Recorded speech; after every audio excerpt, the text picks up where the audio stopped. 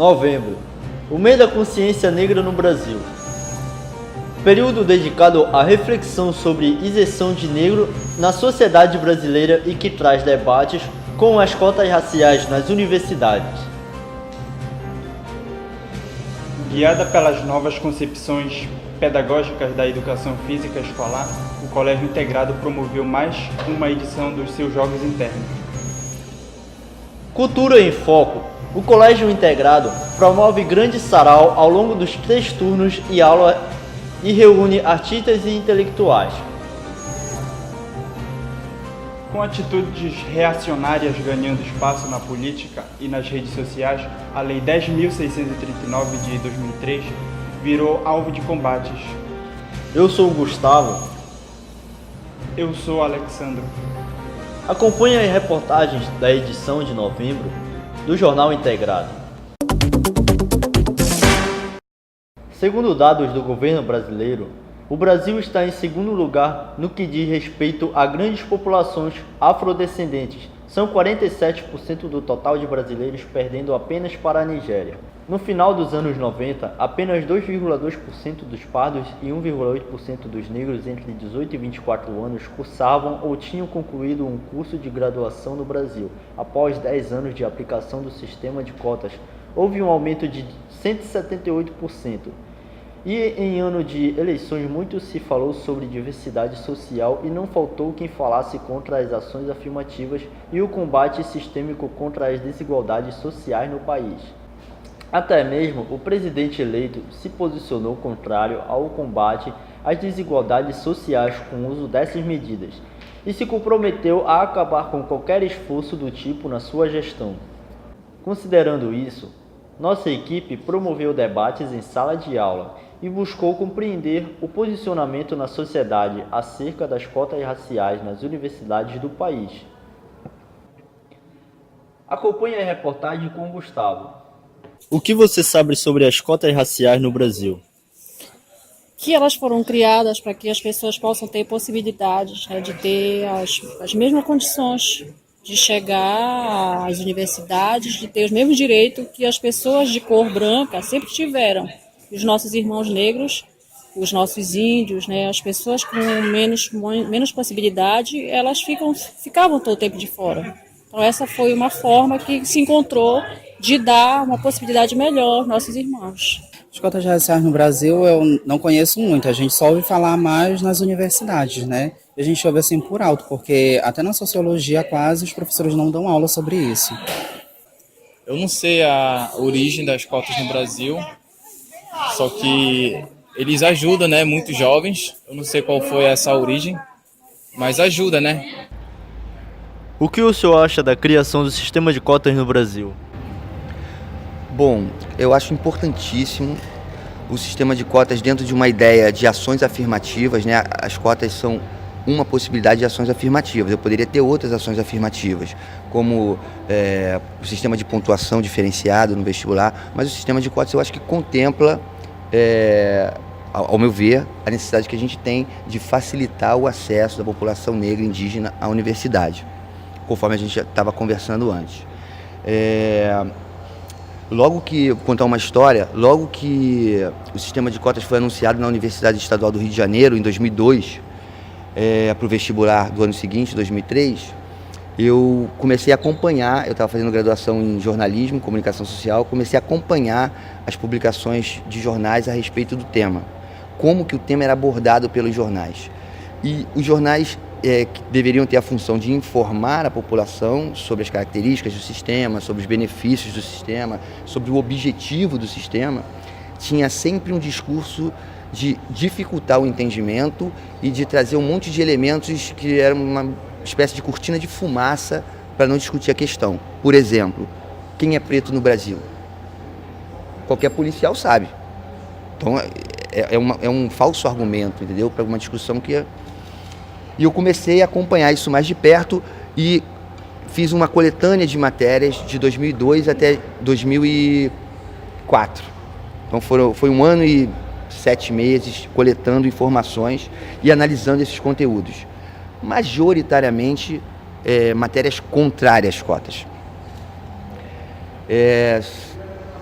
matérias neutras eram em torno de 30%, se não me engano, e matérias que traziam pontos favoráveis da medida, mostrando, por exemplo, que iria aumentar a diversidade na universidade, que ia dar acesso a pessoas que nunca tiveram acesso à educação, a famílias que gerações não tinham acesso, teriam acesso com cotas, eram 14, alguma coisa por cento.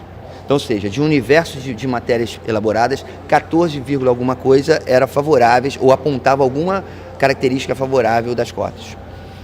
O que, ao meu ver, é uma forma de você não informar a população, não exercer o que o jornalismo deveria exercer, que é justamente mobilizar a opinião pública para questões sociais, para que ela se informe e possa tomar sua decisão.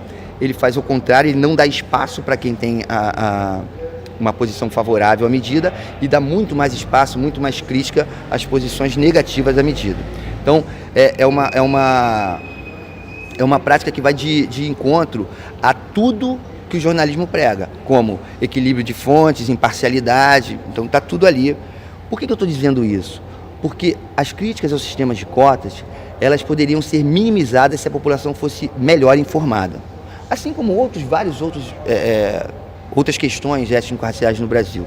Por exemplo, o genocídio negro.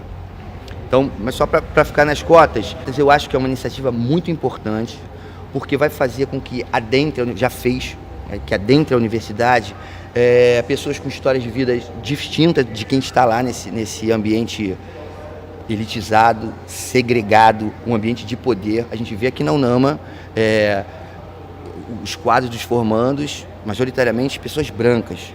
Então, eu tenho certeza, não tenho esse dado, mas o percentual étnico da população do Pará não é representado ali. As cotas combatem isso. Ou seja, é uma medida que vai fazer com que adentre a universidade outros grupos, consequentemente outras visões, muito provavelmente direcionando outras pesquisas, que a universidade nem se preocupa em fazer. Por exemplo, no meu caso, eu entrei na universidade não por cotas, nem existia, mas eu tinha interesse em pesquisar esse tipo de questões relacionadas a conflitos étnico-raciais no Brasil. E as cotas surgiram no momento que eu estava fazendo minha graduação e procurando um tema para pesquisar.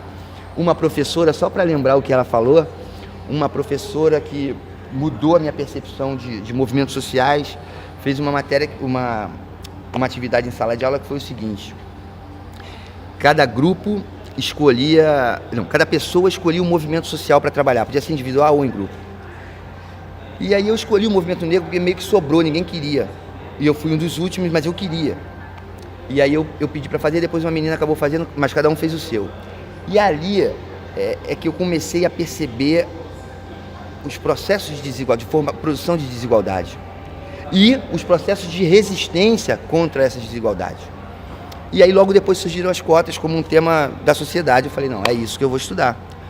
Muito provavelmente, pessoas que vêm das periferias do Pará, do Rio, vão ter um olhar mais sensível para essas questões do que uma pessoa, por exemplo, que sempre morou no Leblon, no Rio de Janeiro, um bairro chique aqui. Diga aí para mim. Morizal, aqui no Pará, talvez, que nunca teve proximidade. Um fator que a gente precisa discutir é a distância social dos grupos, entendeu? Tem grupos que são muito distantes e grupos que não têm a menor consciência das condições de vida de outros grupos. Então, isso eu acho que ajuda nos preconceitos e nos processos discriminatórios, porque quando eu não conheço, é mais fácil que eu gere um preconceito e discrimine essa pessoa. Então é preciso que a gente tenha um encurtamento das distâncias sociais para que as pessoas conheçam os contextos de vida de outras pessoas. E eu acho que quando a universidade permite a entrada desses grupos, é como se ela permitisse que esses grupos tivessem voz na universidade, para pesquisar os temas que eles acreditam ser importantes. Eu vou contar para vocês um exemplo de que ilustra isso que eu estou falando. Estava conversando com uma amiga que é de design, a faculdade de design. Aí ela estava falando, isso já faz tempo, ela estava me contando, pô, Cássio, entrou um pessoal lá de cotas e a gente foi fazer design e arquitetura ou design, agora eu já não me... Acho que era arquitetura. Isso mesmo, arquitetura. Tinha que fazer um projeto de casa reutilizando materiais. Pô, a galera da favela brincou. Foram os projetos mais bacanas, entendeu? Os outros alunos olham, pô, cara, que legal. Ou seja, é um olhar próprio do cara que veio dessa experiência. As outras pessoas tiveram mais dificuldades. E isso não é só nesse tema, em outros temas a gente vai trazer olhares distintos, entendeu? Eu acho que esse é um enriquecimento para a universidade que pouco se discute. Mas, ao meu ver, é isso. É uma extremamente necessária pela desigualdade que a gente tem, pela diferença de acesso à universidade das populações negras e indígenas. Eu me questiono sobre algumas medidas de cotas. A gente tem um universo de medidas de cotas, elas não são iguais, elas são distintas. Algumas são só autodeclaração como pessoa negra, outras precisam a UERJ, por exemplo, precisa da autodeclaração, precisa de um rendimento e precisa de um histórico de escola pública. Então precisa concatenar esses 3 fatores. Eu acho relativamente interessante. Mas também defendo cotas para negro. A pessoa se autoidentificou como negra, ela deveria ter direito, porque a desigualdade é enorme, os processos discriminatórios são históricos e enormes. Então, é uma forma de você valorizar. Isso é importante de dizer, gente. As cotas foi um ganho do movimento social negro. Então, quando uma pessoa negra se autodeclara, reconhece sua raça e etnia e quer participar, ela deveria participar só porque é negra, porque o movimento negro conquistou essa vitória. Mas acho que, diante da estratégia da UERJ, as coisas podem receber menos críticas, vamos dizer assim, menos críticas, porque as pessoas não associam essa política de cotas como algo necessário, né? Associam como um benefício, como uma vantagem. Aí eu pergunto, por que só as cotas para negros? Na UERJ a gente tem cotas para filho de policial militar, para bombeiro, filho de bombeiro, a gente tem cotas para indígena, para deficientes físicos, mas as únicas cotas que são fortemente atacadas são as cotas para negros. Então isso eu acho que é um aspecto que a gente deve levar em consideração na análise também. Mas, ao meu ver, é justa, necessária, merecida pela resistência, merecida pela luta.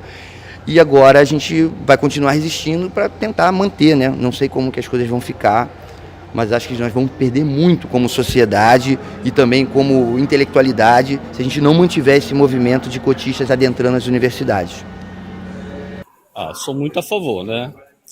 Não só a política de cotas, né, de outras políticas afirmativas. O Brasil é uma sociedade historicamente hierarquizada, uma sociedade historicamente muito desigual. Então, se você não tiver esse determinado tipo de política para tentar, minimamente, igualizar os diferentes segmentos que historicamente foram constituindo a população brasileira, você sempre vai ter uma perpetuação dessa desigualdade. Não deveria nem ser discutido, né, para falar a verdade, mas infelizmente acontece que o nosso Brasil é racista, o nosso Brasil é preconceituoso com outras pessoas, então acaba que a gente ainda tem que conversar sobre isso. Mas claro, eu sou a favor e deveria ter realmente muito mais cota, porque 51% da nossa população é negra. Infelizmente só 8% está nas universidades. Deveria ter muito mais cotas para muito mais pessoas entrarem. É consenso, a disciplina Educação Física tem em vista tornar o estudante um cidadão capaz de posicionar-se criticamente das diversas formas da cultura corporal. E guiada pelas novas concepções pedagógicas da educação escolar, o Colégio Integrado promoveu mais uma edição de seus Jogos Internos, acolhendo estudantes de todas as modalidades, ensinos e turnos, no momento de aprendizagem significativa, integração e socialização, fazendo o educando compreender como esses elementos podem ser significativos no seu dia a dia, abrangendo todas as dimensões esportivas. Os Jogos Internos do Colégio Integrado já tem quase 30 edições, e pelo turno da noite, essa é a 4ª vez que isso acontece. E os beneficiados são os alunos do projeto Mundial, Proeja e subsequente. Qual o valor pedagógico dos Jogos Internos? Olha, os Jogos Internos da noite é um pouco diferente dos Jogos Internos do dia. À noite a gente procura principalmente manter o acesso. O aluno da noite é diferenciado, porque ele vem do trabalho, geralmente ele não tem acesso à atividade física e nem uma atividade de lazer. Então o principal objetivo é esse, acesso à atividade física, tá? ao lazer, socialização entre os alunos. É uma oportunidade para os jovens que não tem lazer, que é o dia corrido, e é um lazer para a gente e uma oportunidade de a gente encontrar talento. Cultura em Foco. O Colégio Integrado promoveu no último dia 28 de novembro um grande sarau ao longo dos 3 turnos de aula e reuniu artistas e intelectuais para debater as mais variadas representações culturais. Acompanhe a reportagem com Gustavo. Então, uma ação como essa, ela envolve toda a escola. A idealização desse evento era proporcionar uma integração em todos os turnos, com todas as disciplinas. A gente sempre tem falado sobre multidisciplinaridade, interdisciplinaridade, mas quando a gente fala em projetos que possam abarcar isso, a gente tem uma certa dificuldade, porque o professor ele acaba dando aula de matemática e ainda tendo que fazer mais um projeto, né? Então, pensando em todos os projetos que a escola possui, né, com todos os trabalhos que os professores já têm, a gente está começando a reorganizar, fazer esse alinhamento de tudo que a escola já tem na sua história e fazer realmente uma integração, uma interdisciplinaridade, uma multidisciplinaridade, para poder mostrar para os educadores, para os alunos, para os professores, que um evento como esse, ele não é mais um trabalho, e sim é uma forma diferenciada realmente de se ter aula. Porque a gente está acostumado dentro da sala de aula da disciplina comum, da disciplina das diretrizes curriculares, o conteúdo em si, e quando a gente chega para poder mostrar para o aluno o que ele aprendeu dentro da arte, o aluno às vezes ele não sabe, né? Então, para mostrar para todos vocês, tanto professores como aluno, como a comunidade em geral, que é possível aprender língua portuguesa numa conversa como essa, é possível aprender história numa roda de conversa como essa. Estamos falando sobre a Semana da Raça, sobre preconceito, sobre diversos assuntos que vocês têm dentro de sala de aula de uma maneira diferenciada, de uma maneira onde o aluno é protagonista, o professor é protagonista. Então a gente tira todo o conhecimento que a gente fica enclausurando dentro da sala de aula para um momento como esse, que eu acredito que fica muito mais interessante, né? Então vocês estão ali ouvindo de pessoas que fazem, né, o ativismo, estão trazendo para a prática deles tudo que foi colocado na disciplina de vocês, que vocês ouviram falar sobre fascismo, sobre anarquismo. O professor Alice Simbal disse, né, eu sou anarquista por conta disso e disso. Então você está vendo na realidade que todo aquele conteúdo, toda aquela matéria, ela é real. Então o que a gente tem que vivenciar é isso, todos os dias. Se possível fosse, né, sempre aulas para além da sala de aula, para fora desse ambiente escolar, a gente vai sempre estar buscando esse tipo de ação. Como podemos abater o fascismo através de poemas e leituras? Bom, como professor de história, é inevitável não tratar do fascismo como um problema. A história da humanidade, ela tem sido a história também dos problemas e da resolução dos problemas. A história da humanidade também tem mostrado que desde quando o homem inventou o fogo, ele já solucionou um problema. E hoje, o principal de todos os problemas é o relacionamento interpessoal, o relacionamento, ou a falta de bom relacionamento entre as nações, entre os povos e ou seja, dentro. Comunidades negras agredindo comunidades negras, comunidades indígenas agredindo comunidades indígenas, comunidades skinheads agredindo roqueiros e vice-versa, as tribos urbanas, né? A proposta de todo professor de história, penso que deva ser a leitura. Não é a leitura simplesmente panfletária, aquela leitura que distrai, mas aquela leitura que te faz crescer enquanto indivíduo. A partir do momento em que você se permite crescer, e aí vem a poesia, o quadrinho, a própria história da humanidade, quando você se permite crescer, se permite aprender, você também se permite respeitar o outro, se colocar no lugar do outro.